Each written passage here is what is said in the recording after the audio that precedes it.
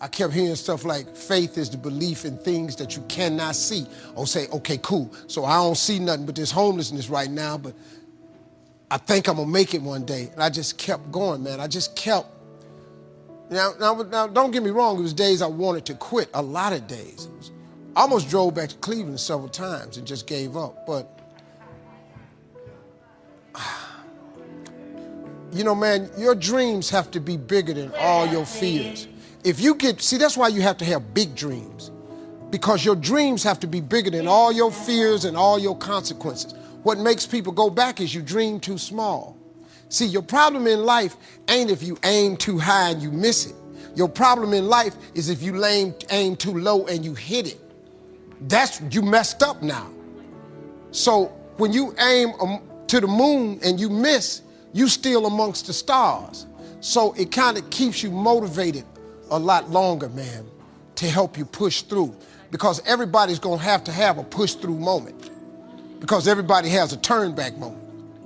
The key to making it is you can never turn back. See, God is always coming. See, look, man, when you ask God for something, God boxes it up, put your name on it, and he ships it the day you ask for it. Soon as you ask for it, he ships it. The problem with the package is, he never tells you the date that it's going to arrive. If he did that, it would destroy the one element that he requires, your faith. So God sends your package, but he only delivers to Faith Street. If you step off of Faith Street and you go over here to I Don't Believe It Boulevard, he don't ship there. If you step over here to I Don't See How Avenue, he don't ship there. If you step over here to Ain't No Way Circle, he don't ship there. The package only goes to Faith Street. What happens to the average person is that when the package arrives and you ain't on Faith Street, it's just like the post office and FedEx, UPS. If you ain't there, the package got to go back. You know how many packages you got in heaven with your name on it that got sent back? This is real talk, man. This is how it works. Being successful, y'all, is not a magic trick. You have to learn the principles of success. You can be successful at anything. You really can, man. I don't have no education. I'm not really like school smart, none of that. And I got a lot of people work for me, got degrees. See, when I don't know something, I pay somebody to know it. Just come stand around here. I come down here and do the gift. I keep telling the jokes. I'm telling you, God has an incredible life for you. All you got to do is ask him for it. Be willing to put in the work. The capacity to strengthen and increase your hunger is the one common denominator amongst the most successful people. Richard Branson's a good friend of mine, and Peter Guber, Steve Wynn, all these guys, they've never lost their hunger. Most people are hungry to achieve a certain amount, make a certain amount of money, and then they get comfortable and relax, or to get a certain level of fitness and then they relax.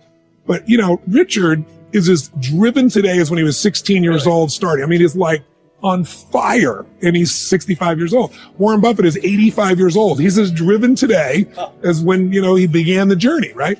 And so people that have that hunger, I believe intelligence, I love people that are wickedly smart. And I work to be wickedly smart by educating and training myself and so forth and training my brain. But there's a lot of intelligent people can't fight their way out of a paper bag, right? Absolutely. Hunger is the ultimate driver. Because if you're hungry, you can get the strategy, you can get the answer. If you can't model it, you can find it. Another guy I interviewed is a man named Kyle Bass. Kyle Bass took $30 million, gathered money together, a lot of money, but other people's money, turned into $2 billion in the middle of the subprime crisis. That's a very big return. You can say that in 2 years, right? Oh my God. So I'm like, how did you do this? It's historic. There's several books you read and they open up the chapter, and some of the most historic books written recently. The gentleman who wrote Flyboys also wrote one of the books, and he starts out talking about Kyle Bass doing this incredible piece. It's like being there with him. But the way he did it was he risked 6 cents to make $1, and he just leveraged that up. Wow. So he could be wrong how many times and still break even? 15, he could be wrong 15 times and make money. So, but he's also smart as hell. He looked at things, he evaluated things. It's more detailed than I explained in the book, but the core they all have in common is they risk for valuable returns. And I say to you, there's more in you right now than's represented in your bank account. There's more in you right now that's being reflected by your life right now. Your life is not a true reflection of your potential. You have greatness within you. You have the ability to do more than you can ever begin to imagine. There's a reason that my favorite book says, as a man thinketh, so is he. And as he continues to think, so he remains. In order for us to begin to break into that level of greatness that we have within ourselves, you have to make a conscious choice every day to expose your mind to positive messages. So I put myself on a regimen. I do this every day, and I suggest that you do it. Write this down. Number one, listen to motivational messages every day. If you have Choosing Your Future, a set of tapes, the CDs that we produce, or Creating Your Greatest Life, I guarantee you, if you do what I'm sharing with you right now, for 6 straight months, every day, your life will never be the same again. I guarantee it 100%. You listen every day for 1 hour to Creating Your Greatest Life, any of those messages, because faith comes by hearing and hearing and hearing. What it will begin to do is interrupt the story in your mind. It will override the story that you believe about yourself. It will distract all the negative thoughts that you have that's holding you back, that held me back for 14 years. When I used to go see the #1 motivational speaker on the planet, Zig Ziglar and Tony Robbins, and my heart said, I can do that. I love to help people. I'm just like my mother. And then my mind would ask how. And I went from my heart to my mind. And my mind would say, Les Brown, you don't have a college education. Les Brown, you've never worked for a major corporation. Les Brown, you were labeled educable mental retarded. They call you DT, the dumb twin. You're not as smart as your brother. Have you ever thought about something you wanted to do and you convinced yourself that you couldn't do it? See, sometimes we need to have some external voices. And so by listening to motivational messages, that began to override the negative thoughts that I had about myself in my mind. And it gave me a new story and empowered me and gave me a vision of myself beyond my circumstances and mental conditioning and started me to writing a new chapter in my life. And so now money will never be another issue for me. And that was an issue for most of my life because I didn't know what I didn't know and I thought I knew. So one you have to do is that you have to have mindset development strategy where you are deliberately taking an hour every day listening to a motivational message. Every day. Here's something else. Read 10 to 15 pages of something positive every day. Why? And read it with conviction and stay focused. 10 to 15 pages every day. This is 7 days a week. Absolutely. Absolutely. Every day, McDonald's know that you know where they are. Burger King know that you know where they are. But every day they have some advertising. They have billboards, they have radio, they have television. Why? Because by exposing you to those messages, that will begin to impact your behavior. And it will drive you into the place to purchase what they're advertising. Now you're advertising for your greatness. And faith comes by hearing and hearing and hearing and hearing. So you want to listen to positive messages every day. You do this. I'm telling you, your life will never be the same again. And read 10 to 15 pages of something positive every day. I read 2 to 3 books a week. Why? Because I have goals and dreams of things I want to achieve. I want my life to count. I want to make a greater impact. At this stage of my life, I'm working on my children's education. A good man leaves a legacy for his children's children. So I'm working on their education at this point in my life. And as I begin to look at myself, in order to achieve more and to do more, I know I have to work more in my mind. The major key to your better future is you. Now, my first suggestion is transfer this to a card or something where you can put it up where you can see it every day. Preferably put it up where you can see it at the beginning of the day, before you go off to put the day together. This is a good phrase just to glance at, to keep in mind as you're putting the day together. It's called the silent seminar. If you'll just let this talk to you during the day, I found it to be tremendously helpful. The major key to your better future is you. For a big share of my life now, I didn't have this one quite figured out, among a lot of things I didn't have quite figured out. Many things used to puzzle me back in those early days. I used to wonder why 2 people could work for the same company, one make twice as much money. Now, see, that used to puzzle me. And maybe they were the same age, graduated from the same school, live in the same community, work for the same company, with the same products and the same services. They've got the same traffic, the same problems, and one makes $1,000 a month, the other one makes $2,000 a month. Now that was my puzzling question. Why would this long list be the same and the money twice as much? I asked, what's the difference between $1,000 a month and $2,000 a month? And I don't mean $1,000 a month, I could figure that out. But what makes the difference? Why would one person do twice as well, 3 times as well?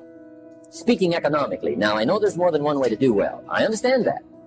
But in this little narrow area called compensation, what's the difference? Well, back then, with my faulty thinking, I'm trying to reason it out. I thought, well, maybe time makes some of the difference, right? Some people do better because they have more time. I used to say, Harold ought to be able to do well. He's got a lot of time.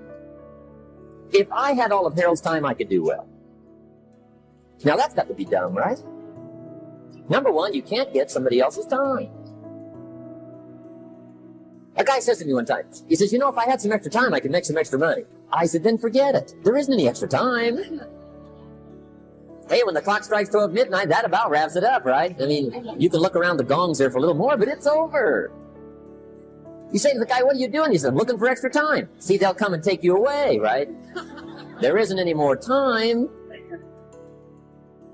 Now, if you can't get more time, which you can't, what could you get more of that would make a difference in economic results? And here's the key word. Make it a part of your notes. We're going to consider it tonight. The word is value. And I have a little phrase for your notes. Value makes the difference in results. Value makes the difference. You can't get more time, but you can create more value. Now, here's the first lesson of economics. Everybody should learn it from the time they're old enough to understand what a dollar means, how to earn one, how to get one, how to keep one, what to do with it. First lesson of economics. We primarily get paid for value. That's lesson one. Bringing value to the marketplace. That's how you get paid. You don't get paid for the time. I know it takes time to bring value to the marketplace, but you get paid for the value, not the time. Now, since that's true, here's one of the key questions of the evening. Is it possible to become twice as valuable at the marketplace and make twice as much money in the same time? Could you become 3 times as valuable? Make 3 times as much money in the same time? Is that possible? The answer is yes, if. And it's always if, right? Life is known as the big if. Harry Truman once said, life is iffy. How true.